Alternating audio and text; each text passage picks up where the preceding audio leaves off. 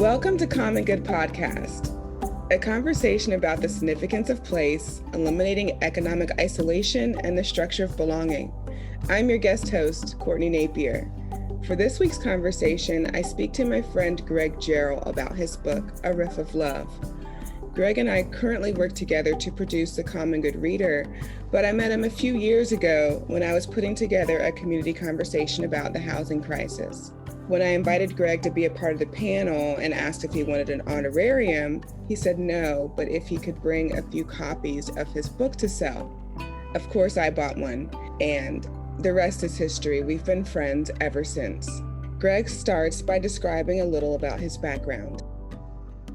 So my background comprised of two things: a seminary graduate, and my kind of professional context has been like a Christian community development kind of ministry that especially focuses on housing issues nowadays.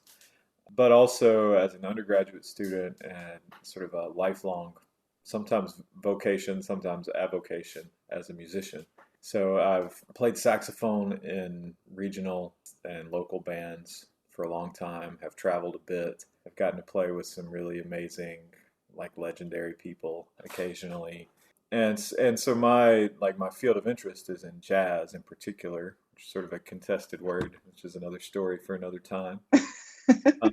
Essence of the tradition that I have learned, that I've been taught, that I've been welcomed into in the jazz tradition is around improvisation. For a long time, for me, those two worlds, I would go play on the weekends or, late at night, as music tends to happen a lot. Mm-hmm. And then I would sort of do my work during the day, and those two things weren't necessarily well integrated with one another. As a minister, you're always working with words, writing and preaching and all this sort of thing. So I started trying to write in a way that would help me to integrate those two things. And it sort of hit me one day that the neighborhood where I was living and working in West Charlotte, called Enderley Park, my wife and I have been here for 16 years now. We live in a neighborhood that does not do well in sort of the data that people measure around poverty and the many forms of oppression that exist within our society. But my neighbors are master improvisers, right? So what they do, like a musician does, is to take a limited amount of material and turn it into something beautiful. So we've just witnessed that over and over and over, been invited into it in the same way that mentors, teachers have brought me into the jazz tradition. It's not a thing you do on your own. It's a community that you're welcomed into.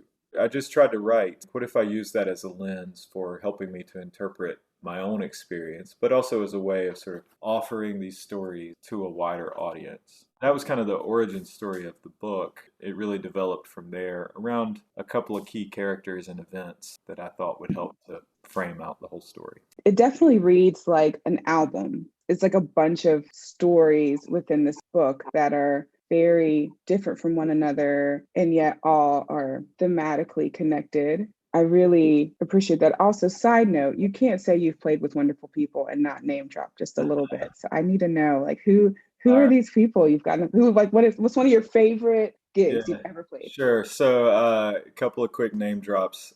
So I've traveled a little with the Four Tops and the Temptations. And so those groups still tour, and one in each of those bands, one of the original members is still with them. I got to do a night with Darius Rucker when he came through town, and that's cool. And it's been several years back, but I was able to play one night with Aretha Franklin when she was in Charlotte, in her horn section. It was amazing. It was really remarkable. That was one of my favorite performances ever. I was not expecting those names, Greg. You thought I was? Yeah, I mean that's like royalty, right? So that's royalty. How I found my way on that stage is really something. Titles in their own right. Wow. Right. That's awesome. Speaking of characters, I read this, so chapter 4, Alabama, in your book. I read this first paragraph. It made me think of your neighborhood. I've been to visit you a couple of times and spent a little bit of time there. And when you talked about Enderley Park not performing according to the numbers and graphs that institutions measure, being master improvisers, and there's something definitely special happening there. But this first paragraph, I'll just read. An energetic old man gets out of his truck one afternoon and walks up to Helms in the front yard. She is spreading mulch with some helpers when he approaches. Pardon me, he says in his silky smooth voice. I need to let you know that I have been driving by this house on a regular basis, and I can tell in my spirit there is something good happening here. And then he proceeds to offer Helms a blessing, as he says one does during beloved community. Well, this man you end up forming a bit of a relationship with. I'd love for you to talk a little bit about who this is and more about Enderley Park and the gifts that are present in your neighborhood.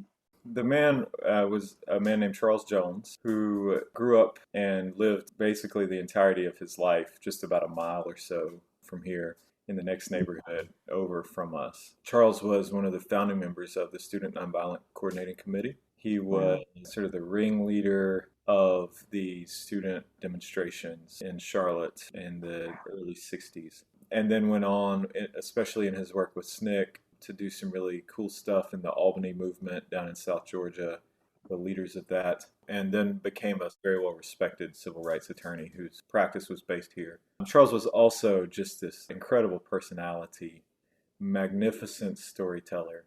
By grace is the only way I know to describe it. He just decided to stop in here one day and say hello, and then he just made a habit of stopping in here to say hello. He had these amazing gardens. His house was on our path to our boys' elementary school, and so we'd stop and speak with him in his yard, and my kids were able to know him a little bit. So it was just a really magical moment for us to be greeted by an elder like that, a person of such deep significance. That became an important relationship. We didn't see him that often, but every moment was really significant with him. So our neighborhood butts right up to his, and we're in West Charlotte. One of our former mayors called the catchment basin of urban renewal. As people were sort of flooding other neighborhoods, having been displaced, they were kind of ushered to West Charlotte. There was a relocation specialist in the city who kind of steered people in this direction, and others steered white people to the south and to the east, black people to the north and to the west. This neighborhood then experienced a long period of disinvestment from the city, from big capital. People who lived here, of course, invested their entire lives into making this the best place that it could be. Without the ability to access business funding, without the basic infrastructure that a lot of other neighborhoods were getting that we were missing, sidewalks, decent roads, sorts of parks, good investments in our schools, you get to the point where you just can't make up for that large scale money. Yes, so this neighborhood experienced a lot of that disinvestment. The thing is that if you only measure in the terms that the empire measures, then of course things can look kind of bleak. But if you measure in the way that people work in solidarity with one another, despite the conditions or because of those conditions, then you can see a lot of giftedness that's happening all around. So that's what we've tried to focus on and to build from those things. The particular chapter that I chose is a really difficult one, Alabama, because it talks about the death of one of the children who is in the neighborhood. An article that I shared in the Reader that's about the impact of police brutality, that they call it secondhand police brutality. It made me think a lot of Enderley Park and what you've seen and witnessed over the years as you've been able for 16 years to kind of watch young people grow up in a situation where folks are being patrolled. There's a story you give called The Just Friends, talks about two young guys who are profiled and stepping in. I think it's really important to recognize that policing, in particular, in the way that it's been conceived of in this culture, is just by nature violent. It is imperial violence that is designed to protect property rather than life. And so the training that our police officers that visit our part of town, what they're taught to see is not always what's really happening. So what they're taught to see often is kind of like danger or potential danger everywhere. So that does not create a safe environment. Everybody sort of gets this, that you don't call the police to prevent crimes. You call the police after crimes have happened. Often when they assert themselves into a situation, it can make things more dangerous, particularly for Black and brown people. For us, it's been really important just to say, we can't, I'm not sure that we can know exactly what's happening inside our young people. They know that they're targeted at the very base, right? They know that they're targeted because of the way those interactions go and because of the training that they've received. So if you've only learned to see danger, then the way that you're going to react in a situation is not to call out the gifts that are already happening. If guys standing on the street corner are inherently dangerous, rather than like the eyes on the street who are helping to guarantee some level of neighborhood safety, well, then a situation can turn very bad when in actuality something very good could be going on. It's always, I think, about that, like changing the vision that we have, changing the ways that we see. And that fundamentally means changing the nature of policing, because it does work up with this violence rather in a way that can actually build community safety. You've been listening to the Common Good podcast. In the place of a poem, I'd like to read an excerpt from Greg's book, A Riff of Love. Aristotle claimed that if people are friends, they have no need of justice. Friendships will carve out spaces that are built around rightness and equity. Friends may still hurt one another, but friendships make repairing harm easier. The bond of affection and the proximity of friends to one another will make the pain of broken trust or harmful words or actions the problem of both people in the relationship. To be a friend is to understand belonging to one another and to let someone else's hurt become your problem also. Friendships motivate people to act. Friendships will create spaces of justice and rightness between people. Friendship is a place to start in the work for justice. But friendship in a complex society is not enough. My friends need justice. As we return, Greg unpacks these words you just heard from his book. Without friendship, without people to walk alongside us, whatever sort of the joys and travails of life, we're just wired to need those sorts of relationships. But it's really easy, especially for white people, to think, well, if I'm just nice, or like some activists like to talk about proximity, right? If we just get close to the problem, getting close to the problem doesn't necessarily solve anything. It does not change the structural nature of the issues that our society is facing. So I think it's always this balance that if we are personally engaged in loving relationships with people who've been racialized differently than us, then that's going to change the way that we interact with issues. Like if you're actually doing the work of building strong friendships, then you're not going to be content with just those friendships.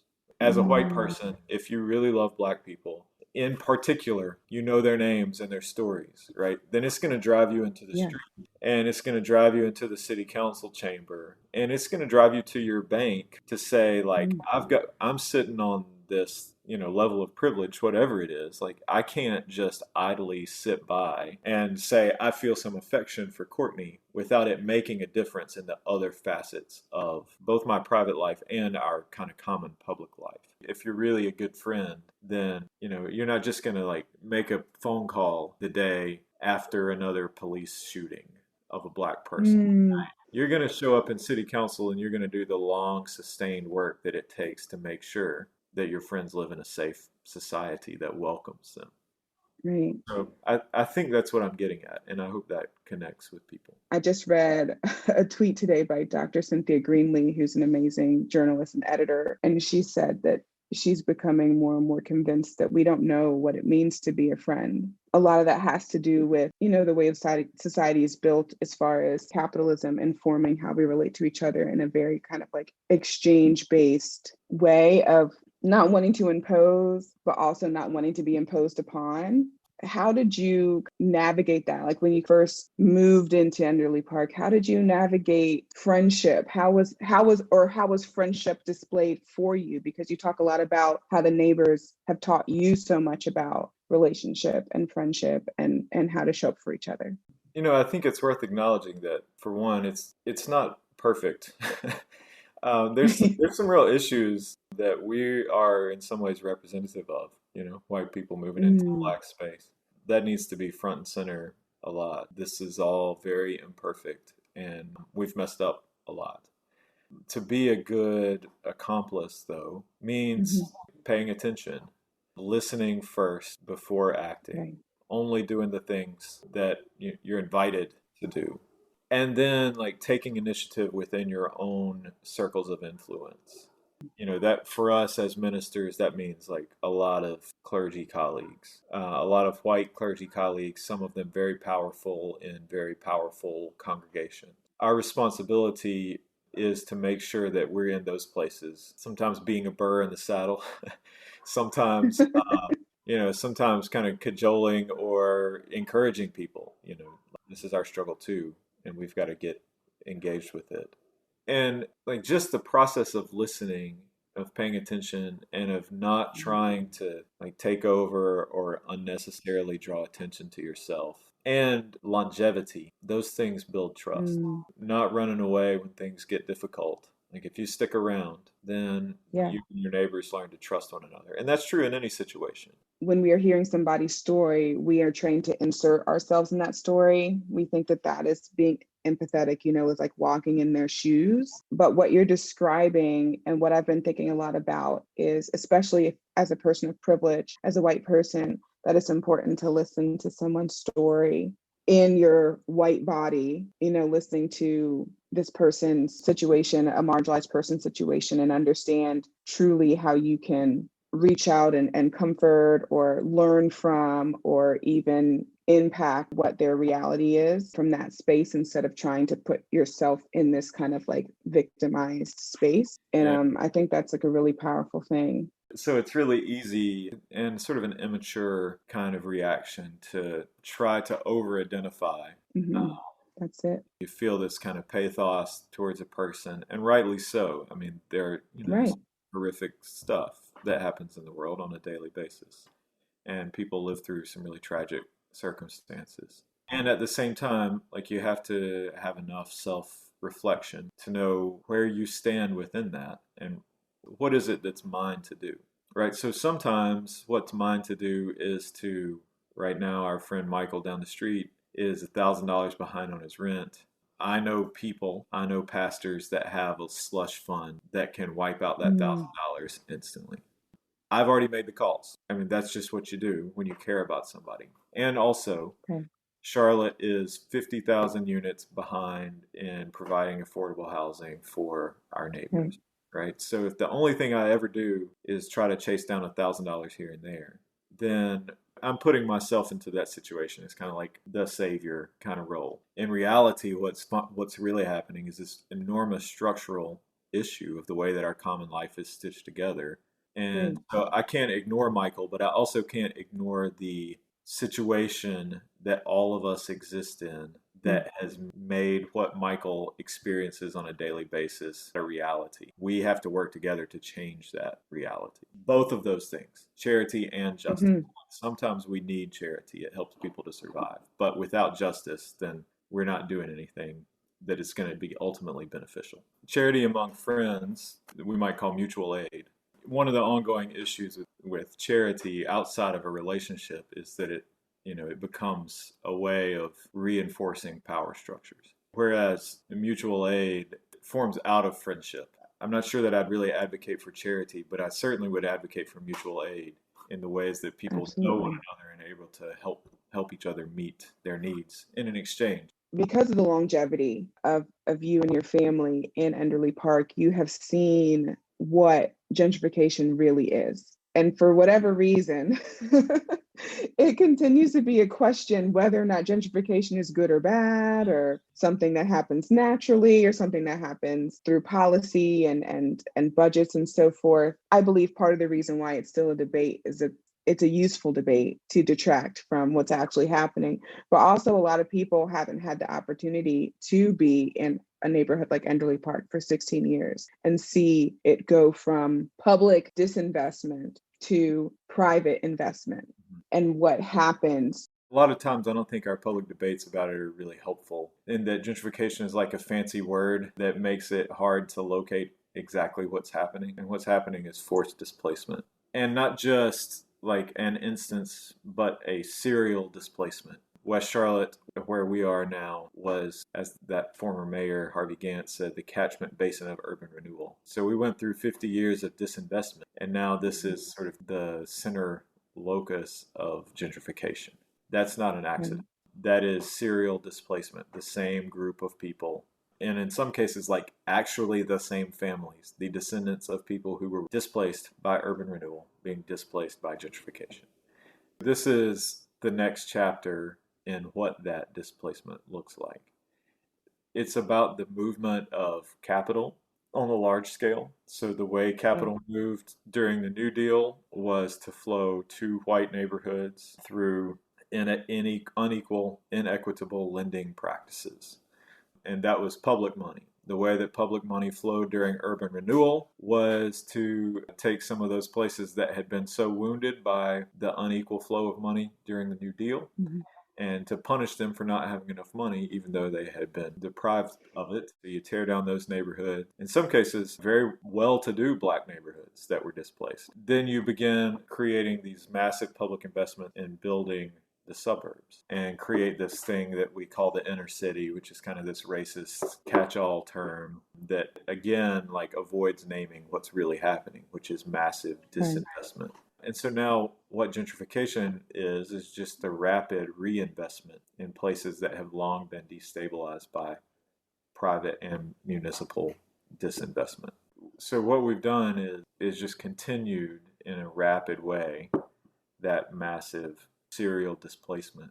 And you see it happening culturally with coffee shops and breweries, right? Those and dog parks. Those are sort of like the visual cues. Like churches help to lead the way in this, and that's what some of my current work is about. All of it is set in place by 50 years of disinvestment. So by the time you get to the visual stuff, like it's easy to get mad at, the hipster guy with like his wax mustache or whatever, but he's the tip of the iceberg, right? And what we've really got to get at is the massive structural issues that have enabled that to happen. Some of our current work, especially theologically as ministers, helping white congregations to dig into the depth. I'm working on a writing project regarding churches and their role in urban renewal. There's some fascinating local stories that I think have really big national implications. And utilizing culture to help some of those congregations to begin exploring, like, how can we operate differently? And how can we join in the struggle that, for us as Christians, like this is the struggle that Jesus was in against the ways that empire was destroying and defacing communities and places and the people that inhabited those places. A lot of our white culture has built through the ignorance of that. We sort of step in where we want to and we do what we want to, regardless of the cost. And then we create missionary societies to help relieve the burden of the mistakes that we've made in the past without ever acknowledging those mistakes. We have to stop making those mistakes. We have to stop displacing people. We've got to get at the root of the theological stuff that's encouraging us to do that rather than encouraging us to be part of movements for life and for justice. We think of ourselves as cultural organizers using arts and history to try to help to initiate healing and movements for justice. Thanks for listening. Join the Common Good Collective on Tuesday, June 22nd for an abundant community conversation between Casper Turkile, Rabbi Miriam Turlinchamp, and Peter Block. Find the registration link, everyone's bios, and a link to Greg's book in the show notes. You can find more information about Common Good Collective and the reader Greg and I produce at commongood.cc. This episode has been guest hosted by me, Courtney Napier, and produced by Joey Taylor, with music from Jeff Gorman.